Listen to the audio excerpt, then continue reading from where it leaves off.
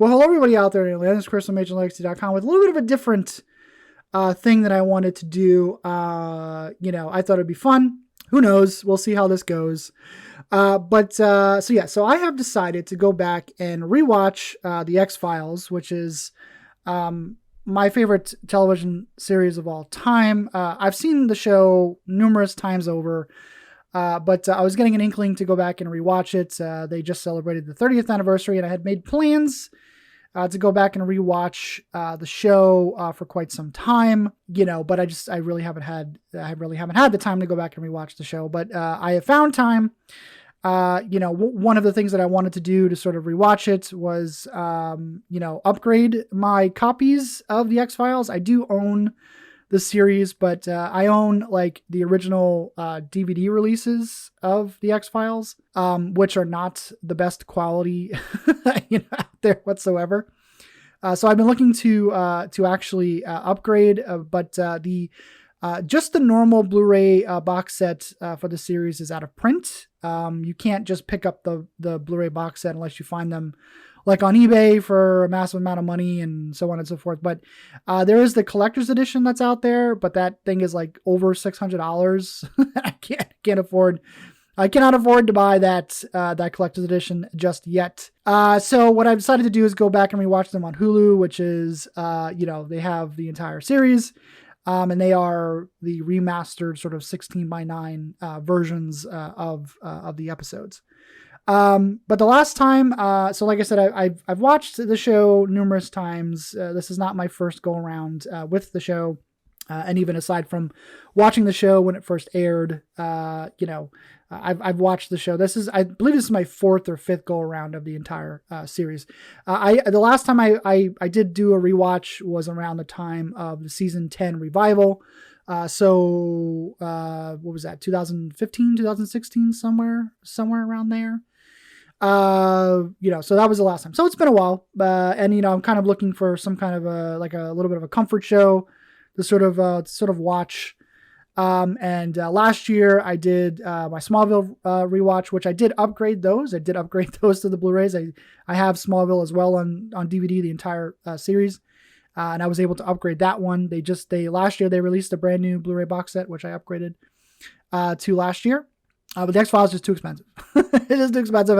I just don't have the money right now to buy that, to buy those box sets. So there is that. But yeah, so I'm looking to go back and sort of watch a comfort show. I usually do one of these rewatches of an old TV show around the summertime, but I just didn't have time to do it this summer. And I decided to do it now because it's Halloween time, it's spooky season. And I love this show so much. But a little bit of a background context before we get into. So what I want to do is, as I finish each season, I just want to talk a little bit about each season, give you my 5 favorite episodes from each season, talk a little bit about the bad, talk a little bit about the good. When it comes to my history with the show, the show, like I said, 30th anniversary, so 1993. I remember I was 9 years old. I was heavily into paranormal things, ghosts, goblins, UFOs, spooky stuff. I was constantly, at my school library looking for all the paranormal shit I can get my hands on. I consumed everything paranormal when I was a young kid. So the X-Files, I was 9 years old. I was very impressionable at the time. It hit me at the right time in my life for this show. I remember being glued for the premiere. I remember just being enthralled with the premiere, and I was hooked from day one, from the ground running. I have very vivid memories of watching episodes, especially that first season. I remember there's the one episode, Darkness Falls, which is about the bugs, the lightning bugs in the forest that's eating the loggers. And putting them into cocoons. I have very, very vivid memories of watching that episode, running home in time to catch the premiere of that episode. One thing that's really interesting, especially going back and watching the first season, trying to look at it from the today's lens perspective, is that, how much TV has changed over the last 30 years, because Back then, you really, unless you, taped them off of VHS, it was a one and done. Once the episode aired, you didn't see it again. There was no other episode, or there was no other way to watch it unless you caught it in a rerun later on. What's also interesting is that, the X-Files, when it first aired, obviously, it was on Friday, it debuted on Friday nights, and a 9 p.m. time slot on Friday nights.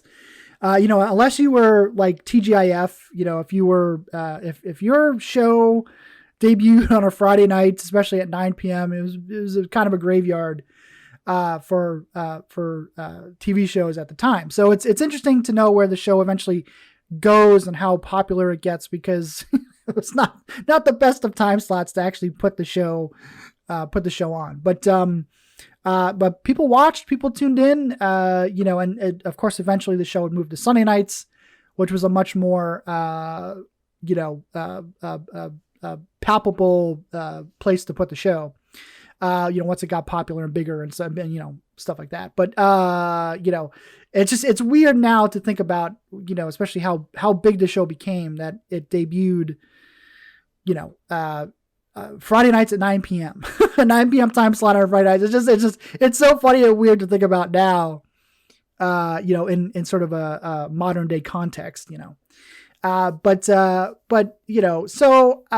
I find interesting about, the show, especially the first season, it establishes itself pretty quickly. All the sort of isms, the X-File isms that we will eventually come to know and love, are really kind of there in the pilot. I mean, the dynamic between Mulder and Scully is just, it's instant. The chemistry between David and Gillian is instant. Do you believe in the existence of extraterrestrials? Logically, I would have to say no.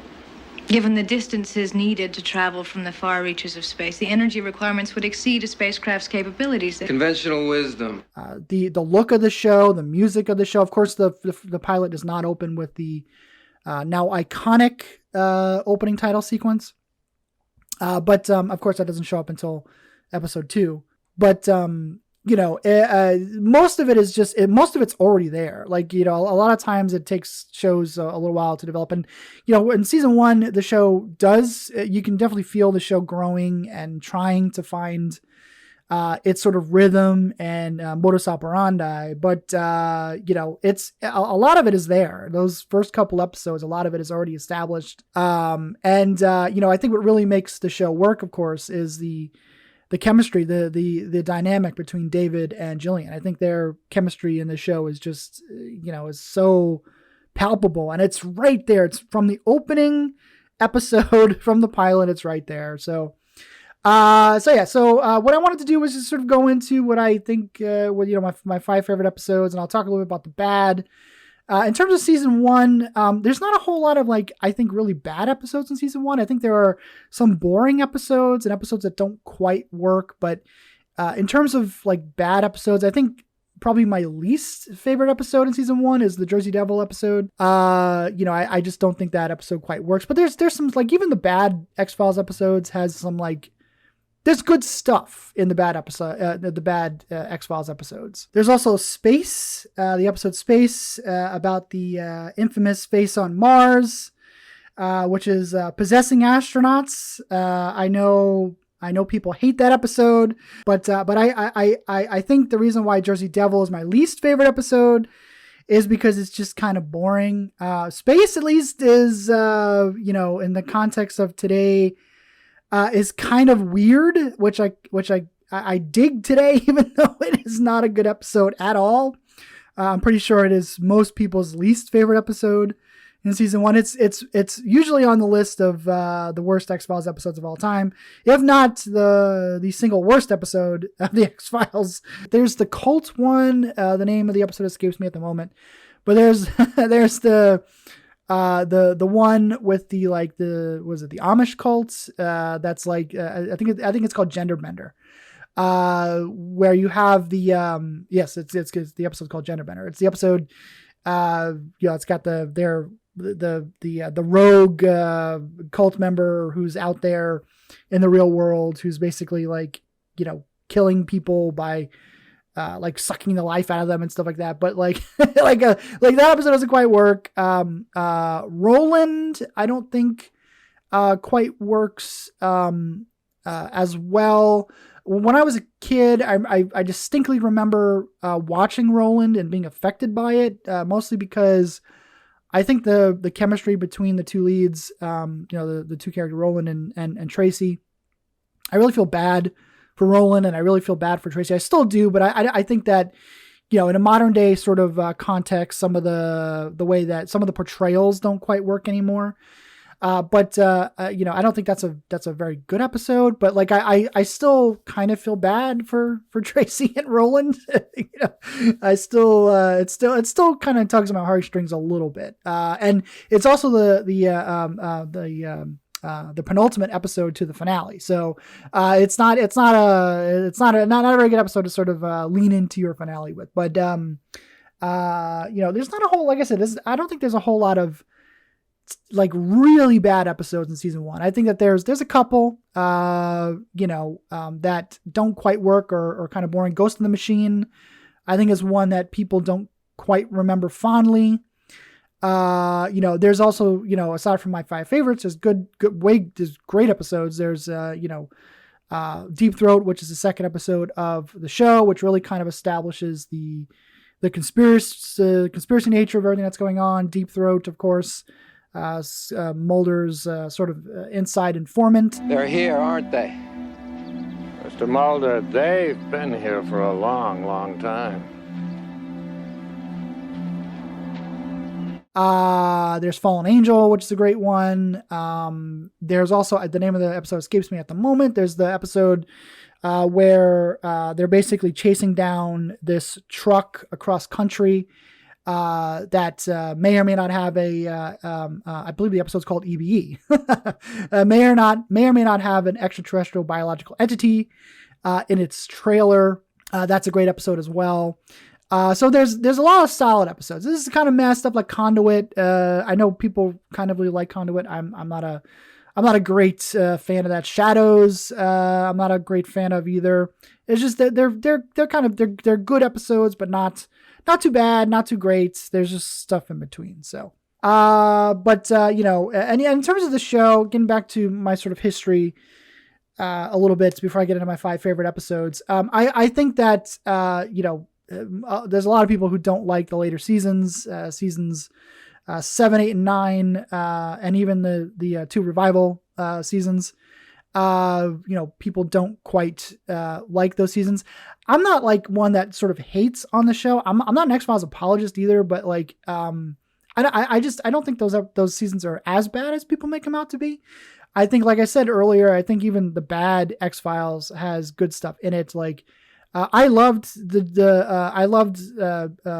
Doggett, Robert Patrick. I love that character. Monica Reyes, not so much, but and especially knowing where her character goes, man. Like I remember reading a while ago that Chris Carter just didn't like those 2 characters. So I don't think that he put a lot of effort into those 2 characters, but I mean, I loved John Doggett. I thought John Doggett was a great character, and I loved Robert Patrick on the show. I really wanted to see him back for the revivals, but they didn't bring him back. So I guess he didn't want to come back or whatever. I think there's a line, I think it's in season 11, maybe it's season 10, where they sort of explain where Doggett is, but or where he went post season 9, but. I didn't hate those characters. And there's some good stuff in season 7, 8, and 9, especially with Doggett. I think Doggett has a lot of great stuff. There's also some there's really bad stuff. But for the most part, I still love this show. I think the show's a lot of fun, even in the later seasons where the mythology sort of falls apart and, stuff like that. But it is what I love the movie. The first movie, Fight the Future, I think is my, is great. The second movie, I Want to Believe, not as good, but I don't hate it as much as some people do. I think it was a pretty interesting, like, sort of Monster of the Week movie, sort of like an extended Monster of the Week episode of the X-Files. It doesn't quite work, but it is what it is. But anyway, so trying to pin down like my 5 favorite episodes from season 1 was kind of tough because, especially for the top 2. So coming out number 5, I'm going to put the pilot as my 5th favorite episode of the season. Like I said, the pilot just establishes, it might be sort of nostalgia taking this as well, putting the pilot and not something like Fallen Angel or Deep Throat on there. But I think it's important to put the pilot on there because the pilot, and it's a good episode, so it's not a bad episode, but it establishes everything. Like right out of the gate, it establishes everything you need to know about the show. The chemistry between Mulder and Scully is there right away. Agent Mulder, I'm Dana Scully. I've been assigned to work with you. Oh, isn't it nice to be suddenly so highly regarded? So who did you take off to get stuck with this detail, Scully? Actually, I'm looking forward to working with you. I've heard a lot about you. Oh, really? I was under the impression that you were sent to spy on me. The music, the way that it's shot, the cinematography, using Vancouver, Vancouver's basically, or became a character of the show until they moved to LA, of course, post was it season 6, but just Vancouver itself became a character of the show. I love how this show just comes out of the gate swinging, and no iconic opening titles here either. But the music is there, and the chemistry is there. It's a great episode to watch, and it'll hook you. It'll hook you right away to go in and figure it out more. So to keep watching the show. So that's number 5. Coming in number 4 is going to be Squeeze, the first Monster of the Week episode. Eugene Toombs, of course, the liver-eating, hibernating mutant stretch monster guy. Great, creepy episode. That's sort of, is really not only is it the first Monster of the Week episode, but it's kind of, it establishes, the sort of the rhythm of the show. We're going to have, we had the pilot, we had Deep Throat as the second episode, and then third episode right out of the gate is a Monster of the Week episode. So it sort of establishes the sort of pattern that the X-Files would eventually adopt going forward. Mythology episodes, Monster of the Week episodes, so on and so forth. And it's a great episode. It's creepy. The monster's great. The sort of the butting of the heads that will happen often on the X-Files between Mulder and Scully. I think this is really established great in this episode. The sort of, Mulder, sort of making these leaps and stuff, and nobody believing him, and having Scully's old partner. Like the early episodes of season 1, and even throughout season 1, there's quite a few like old former colleagues of Mulder and Scully that pop in. So Mulder, what do you think? Does this look like the work of Little Green Man? Gray. Excuse me? Gray. You said green men. A reticulan skin tone is actually gray. They're notorious for their extraction of terrestrial human livers, due to iron depletion in the reticulum galaxy.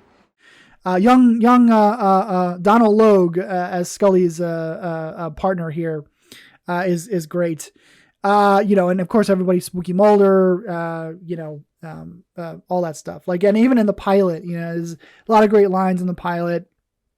Right out of the gate. Do you believe in the existence of extraterrestrials? Because the pilot, it's established right away that Scully is hired, of course, to sort of spy on Mulder. But they're like, there's a trust that's formed like right away between these two characters. That's really good, and it lasts throughout the entire series, even through season 11. I think the trust is there, even post post togetherness and post William and all that stuff. Like there's trust there and whatnot.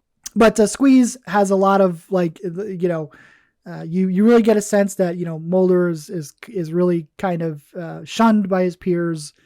And Scully is trying to be the logical person here. So like that dynamic really comes into play until, of course, the finale where everybody's got it. Even Scully has to, but what's really, what will become a staple on the show, of course, when Scully sees what's happening, there's always a logical explanation. Like it's just, eventually it will become a little bit annoying, but it's established here right away that is the pattern of the show and the dynamic between the characters.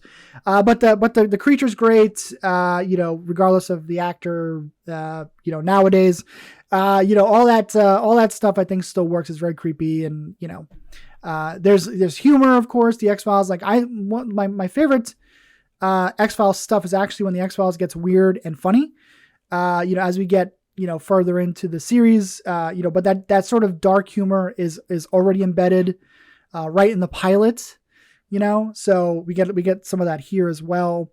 But Squeeze, number 4. Number 3 is going to be the finale, the Erlenmeyer Flask. Something that I think the X-Files did very well throughout the course of its run, is it did its finales great. Like even in the bad seasons, like the finales were still, you still wanted to come back and watch and see how this all transpires. Like what happens here. Of course, this is the culmination of the conspiracy arc that's happening in season 1. We've got the sort of the cloned, proto super soldiers with the toxic blood and stuff. And this is an episode where Scully is starting to slowly buy into all of this stuff because of the shady stuff the government is doing to sort of stop them at every turn. So she's sort of buying into all this, and then they find out that the bacteria, Scully is, it's sort of like Scully's off doing her thing, Mulder's off doing his thing. She finds out this bacteria has extra chromosomes, is not of this earth. And, that's kind of where Scully starts buying into this whole thing. We get some great imagery in this, some iconic imagery, the warehouse with all the tanks with the clones. And then Mulder trying to, show Scully the next day. And of course, everything being, taken out and erased. As is the case with most of the X-Files, Mulder gets so close and yet everything is just taken away at the very last minute. So, but Scully here still believes him, even though she doesn't quite trust Deep Throat, who is, of course, Mulder's inside informant. This is Deep Throat is not long for this world in this episode, but Scully has to go along with what he's saying because Mulder's been captured, and they want these people that captured him want this the specimen that's being held, which is like a frozen embryo that's got the genetic material to sort of make these super soldiers, or what I guess will eventually be the super soldiers.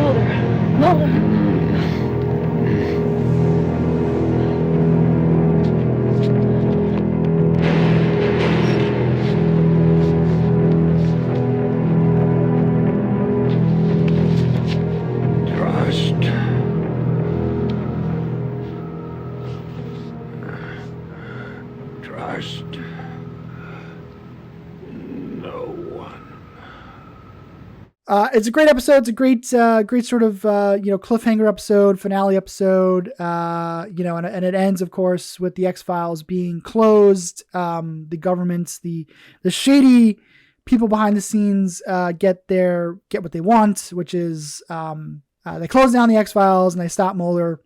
And the finale ends, in sort of a bookend, which how the pilot ends.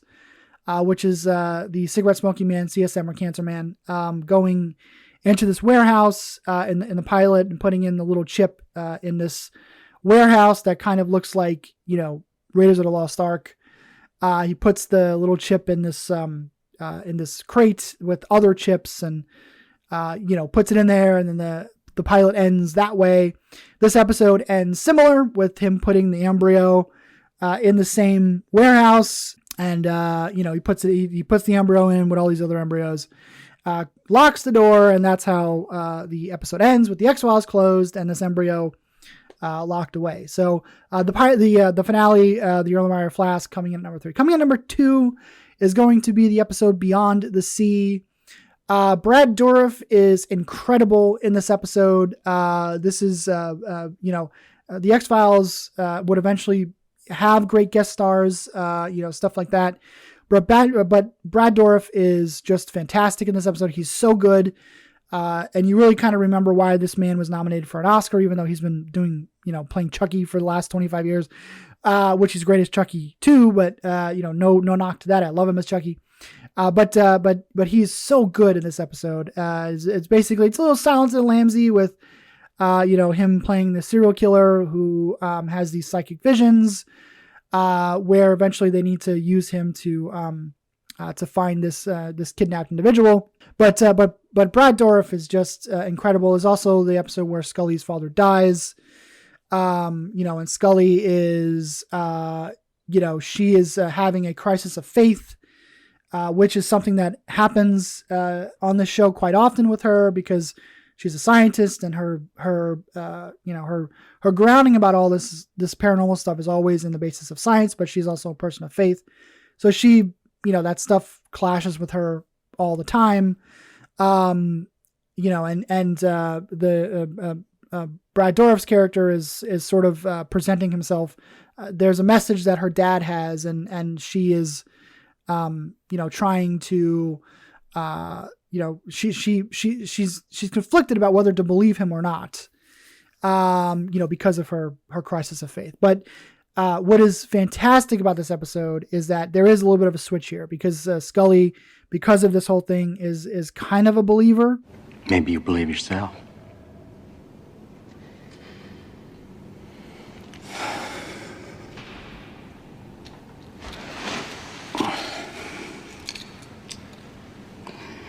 There was that one time when I was 14 and my parents had gone to bed, and I snuck downstairs all alone, got one of my mom's cigarettes and went out onto the porch in the dark. I was so scared. My heart was beating. I mean, they would have killed me if they knew. But I was so excited. Not because of the cigarette, I mean, it was gross, but because I wasn't supposed to.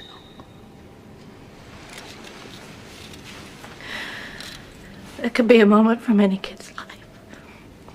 Because she believes that he is telling the truth because, she's had these sort of visions of her dad and stuff like that on the night that he passed away. So, and even when she's interrogating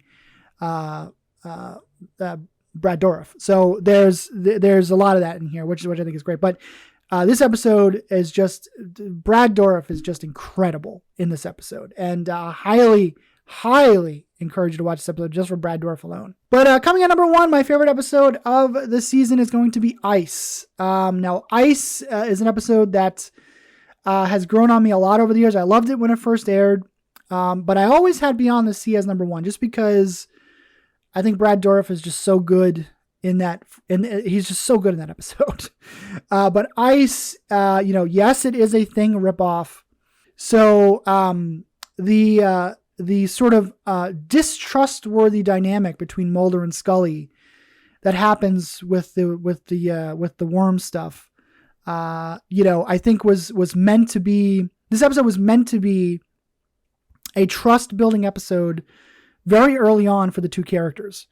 But what makes it work now is it questions the trust of these two characters. It really it enforces the trust between these two characters that will go forward as the show goes on. It's just you? Yes.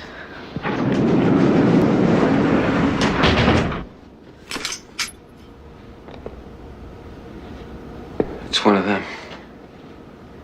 No one's been killed since you've been in here. So? We found a way to kill it. 2 worms in one host will kill each other. You give me one worm, you'll infect me. If that's true, then why didn't you let us inspect you? I would have, but you pulled a gun on me. But this episode is just great. Yes, it is a Thing ripoff. but it's done well. It's a Thing ripoff that is done well. And I love the tension that happens here. Felicity Huffman shows up in this episode, another sort of guest star here, which is great. I love this episode. This episode's a lot of fun, and it is a lot of fun because of the rift on the Thing. And sort of giving it its own sort of X-Files-y like twist. Which I really kind of love. So number 5, The Pilot. Number 4, Squeeze. Number 3, The Erlenmeyer Flask. Number 2, Beyond the Sea. And number 1, my favorite episode of season 1, Ice. So I just wanted to riff a little bit and talk a little bit about the X-Files. I'll be doing this hopefully, after every season. So season 1 in the books. We move on to season 2. The episode or the season of Gillian Anderson's pregnancy. So they had to write her out of the show somehow. So because of that, they abducted her. She was abducted by aliens. So that's season 2. And of course, Alex Krycek, who's, by the way, Alex Krycek is in season 1. Nicholas Lee, who plays Alex Krycek, he's in season 1.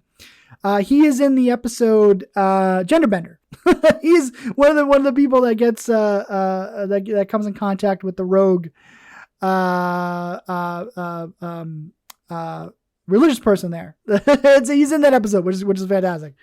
Of course they brought him back and they made him Alex Krycek. Alex Krycek will be a thorn in the sides of our agents for many, many, many, many, many seasons to come. So that's season 2. So anyway, I hope you guys enjoyed this. It's something a little bit different, a little bit new, that I want to sort of play with. But anyway, until next time, the truth is still out there.